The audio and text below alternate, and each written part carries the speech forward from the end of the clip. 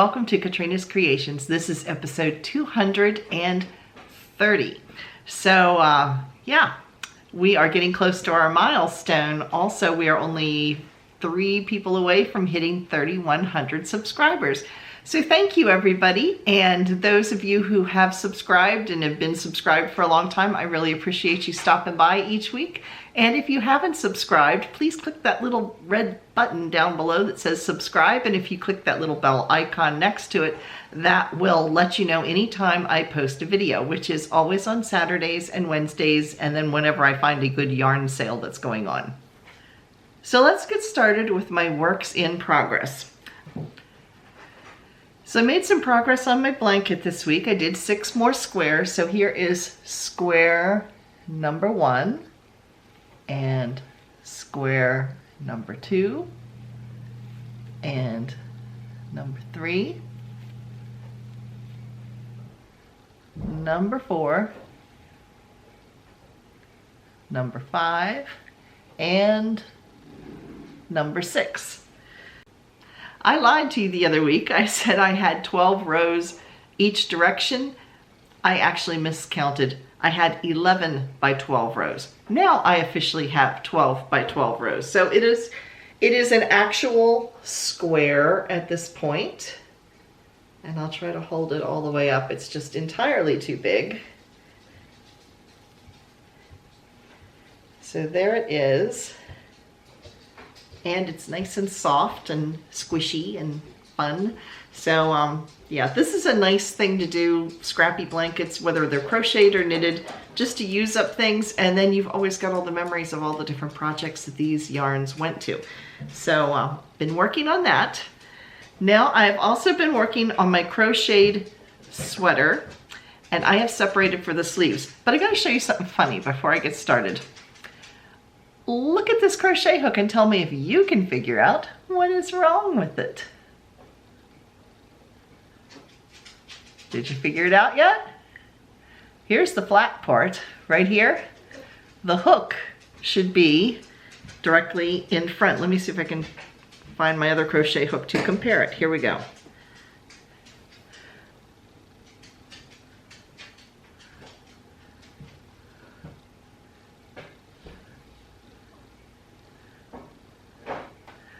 This hook is correct. Here's the flat section and here's the hook directly in front of it. This one, the flat section,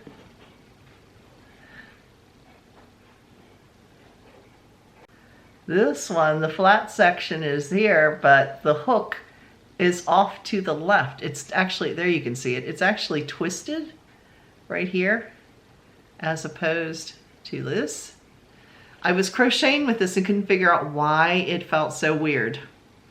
It's just a weird, it's like I wish I could turn the end, but it's in there pretty tight. So yeah, it's just a wonky crochet hook. But let me get to my sweater. Now there's a little story with my sweater. I did a beginner's error here. I did not check gauge before I started, and this is supposed to be knit with number 3 weight, and I'm knitting it with number 4, but it's a lightweight 4. It makes all the difference because my gauge is way off. So this is much bigger than it needed to be.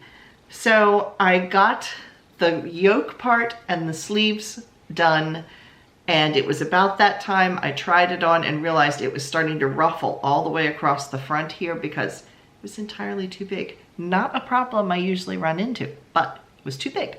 I'd like to say it's because I lost weight, but that isn't the situation. But I changed down to the next size down in the pattern because the body size was the same at that point. So I just kind of, I'm faking the pattern. In other words, I'm totally reworking it. But here it is. It looks like a little cropped sweater right now, which I would not wear. But anyway, here it is. And here are my sleeves. And the sleeves look a little floofy. But I think when I finish, it does call for a picot edge along the sweater, so around all the edging. So I think when I do that, I will probably gather it in just a little bit because it's a little on the fluffy side. Yeah, I don't need butterfly wings. I got bat wings. I don't need the butterfly wings. So yeah, so here is my sweater so far. And I did try it on, and like I said, it does fit. It's a little full here, but I'd rather have it a little full than a little snug, especially in certain areas. So anyway, that is my crocheted sweater. And the interesting thing, I'm going to show you my Colorwork sweater in a minute. They're both actually constructed the same way. They started at the rounded neck. They are around in a circle. You know, this doesn't have the Colorwork yoke like the Colorwork sweater does that I'm going to show you, but it's the same technique. And you incorporate the sleeves into it. And in this case, it's a short sleeved sweater, so you actually stop the sleeves. I have mine tied off on my knitted Colorwork sweater because it's long sleeved. And then you do the body of the sweater, which is the same way the Colorwork sweater works, except now I'm ready to go back and do the sleeves. So I thought it was kind of interesting when I was just sitting there looking at it to realize that they actually are constructed the same way, just one is knit and one is crochet. So again, this is my knitted tee. And this is, I believe, a free pattern, but I'm not sure if it's still, it was free when I got it, but I'm not sure if it's still free. And this is the Kalaheo sweater by Expression Fiber Works, or Expression Fiber Arts. So, yeah, I got that off of their webpage when they were doing a freebie day, but I'm not sure if that sweater is still free. So, there is that. Now we'll look at my Colorwork sweater, and I have finished the body of it. It is completely done. I have done the I-cord edging, and I'm going to hold this up. I don't know how well it's going to show because this is black yarn and it doesn't show real well. I will see if I can insert a picture because this is so dark. I'm going to try it in a little bit different light to see if you can see it. But I did an I-cord edging, which is basically a rounded edge. So it kind of rolls a little bit. It gives it a nice finished edge to it. So I will try to insert a picture so you can see it a little bit better.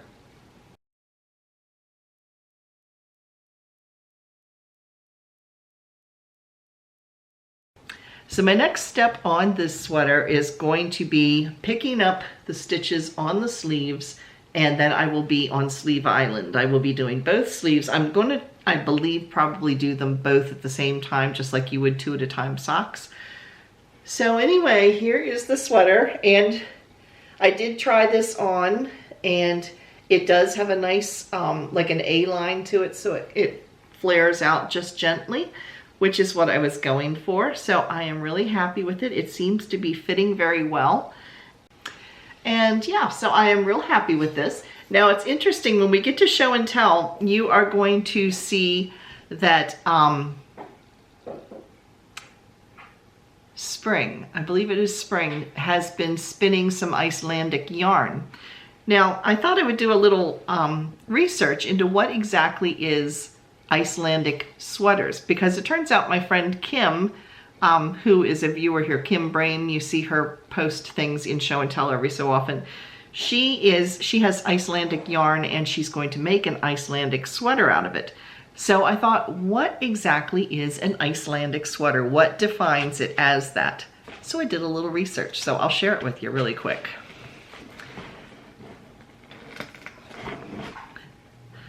Okay, this is an artificial Icelandic sweater. In style, it is Icelandic. Your typical Icelandic sweater, it's called actually a lopa peysa, and that's the actual name for it, Icelandic name for it, which literally means wool sweater. It has become like a cultural icon for identifying with the Icelandic people. However, it's not old. It turns out that originally it showed up in a magazine called, and I will totally butcher this, it is Strikjap Krifter by Anniken Sibern Bon. and it was called the Eskimo, was the original pattern that was written. It showed up in a magazine in the 1930s. The idea of the sweater caught on, and by the 1950s, people were making it a lot. There's also a version of the sweater that was made in Greenland. It's very, very similar, but most of the time they are referred to as Icelandic sweaters. Now, a typical Icelandic sweater has to be made with Icelandic wool, which means it comes from sheep from Iceland. Their sheep have been specially bred, so there's some differences. If you buy yarn that is Lopi yarn, that is actually Icelandic wool. So yeah, Sweden and Denmark also started making a form of the Icelandic sweater. But the typical Icelandic sweater does have this circular form on the yoke, and it can vary. The pattern here can vary, but it's always rounded like this, and it's a rounded yoke. It is always done in natural colors.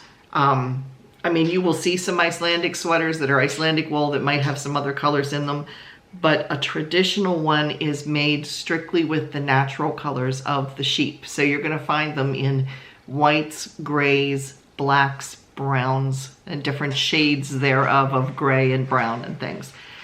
So anyway, I thought it was kind of interesting. And yeah, and the name Icelandic sweater, or the Lopapeisa, has become a protected name. So in other words, it has these specific characteristics that define it as an Icelandic sweater. So it is a protected name. And Icelandic wool it's unspun wool, so it's almost like a real thin pencil roving, so it doesn't have the twist to it. And they are always hand knit. They don't make these by machine. And it is virgin wool as well. The Icelandic wool is virgin wool, so yeah. Anyway, just a little tidbits on an Icelandic sweater. So I'm wearing a fake, but that's okay.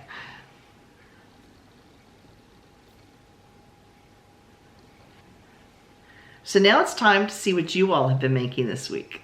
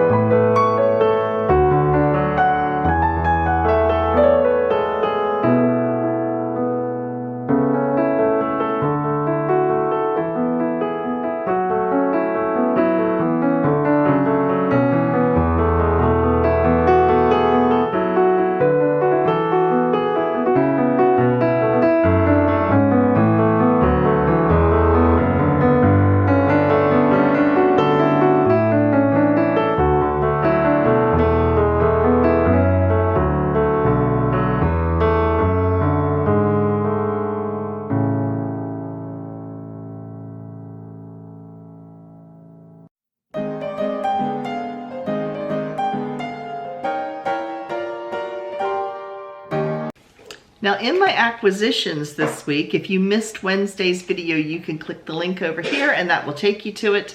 My Knit Crate came in. I do get 2 boxes from Knit Crate. One is one that I pay for and one is a box that they send me. I'm saying box, but they send them in a bag that's eco-friendly. Anyway, it's disposable and it smells like syrup because it's made from cornstarch. But anyway, one of them they send me to review as a YouTuber. So let me show you what I got if you missed the video. I have 2 skeins of each and they're gorgeous and they're soft. They are Vitalana Celestial. That's the name of this particular brand. And they are, let's see, this color is called Amalthea. That's the rust color. It is 90% alpaca and 10% tencel. It is extremely, extremely soft. So I have 2 skeins of this and there is 150 yards or 137 yards per skein. And then the blue one here is also the same kind of yarn and the color here is called Titan. And you can see it's a real pretty blue. Kind of a country blue. Not a cornflower, but a country blue. Now, I have more of this yarn coming. Actually, it already came, but you'll have to wait till Wednesday to see it. So Wednesday's video is going to be another yarn haul. It's 11 skeins of yarn, so it's a good sized yarn haul. I got some yarn from Annie's to make Afghans for my daughter and my son. And I also got 2 more skeins of this kind of yarn, but not in this color. I got this really pretty blue that is going to go with this color. So make sure you tune in on Wednesday to see that acquisitions. I did have a requested video to show a tutorial on how I am reattaching the sleeves to the Colorwork sweater, and that will be the following Wednesday because it takes a little bit of time to film it and to make sure I get it right. And yeah, it takes a little bit of time to put it together. So this Wednesday will be a yarn haul, and then next Wednesday will be the final tutorial on reattaching the yarn onto my needles to do the sleeves. So that's my acquisitions. Now it's time for... Now in our Come and Get It section, this just came in the mail today, Knit Picks. And the other day I got Annie's catalog. In other words, things to look through and drool over. But anyway, yes, I have been looking at that and I want to show you this one Afghan. This is crocheted. Look how gorgeous that is. This little elephants, if you can see it. Anyway, and then I was looking through the Knit Picks and apparently color block is very popular. And when I say color block, this is color block.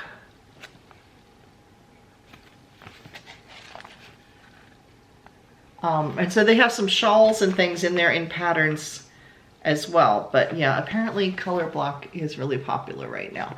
So I haven't had a chance to really look through this. It just came in the mail today. That will be this evening's activity. But anyway, got that. Now let me tell you about some of the sales that are going on. Leisure Arts has their spring patterns. They aren't running a sale on them that I could see, but they do have some pretty patterns if you want to go check them out. And then Knit Picks has a new yarn out. It was just advertised. It is called Wonder Fluff Ombre. It is really, really pretty yarn. It's a bulky, and it is 70% baby alpaca, 7% merino, and 23% nylon, because it's actually, they took the fibers from the alpaca and the merino and they blew them into a nylon tube, so it's that tubular style yarn. And so it's not like, it's not twisted, it's in a tube that you knit. It is a bulky weight. It is a little pricey. It's $18.99. However, for a bulky weight, you do get a lot of yarn with it. It's 284 yards per skein, which is a lot for a bulky. It comes in 6 different colors, and they're all like pastels, and then there's like 3 pastel colors and 3 neutral colors. So they were really pretty. You can buy all 3 or all 6 in a bundle pack for $91.14.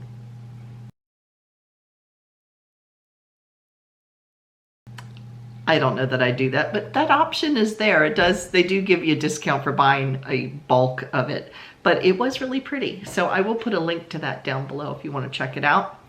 And then I advertised on Friday that Annie's and Lion Brand are both running weekend sales. Lion Brand is having their Wonder Wheel weekend again, which means if you click the link down below, you will see a wheel pop up. You click the little wheel and whatever it lands on is the percentage you get off of your purchase. So it's up to 35% off. And Annie's is running even a better sale. And Annie's does sell yarn because, as you saw on the yarn haul a while back, I bought some stuff, and that's where 9 of the skeins I'm going to show you on Wednesday came from. I bought Premier Basics, but not when it was on sale. Wish it would have held out. But anyway, they are running a sale for every $15 you spend, you get $5 off. You do need to use a coupon code BRANDED in order to get that sale. So yeah, that is it for this week.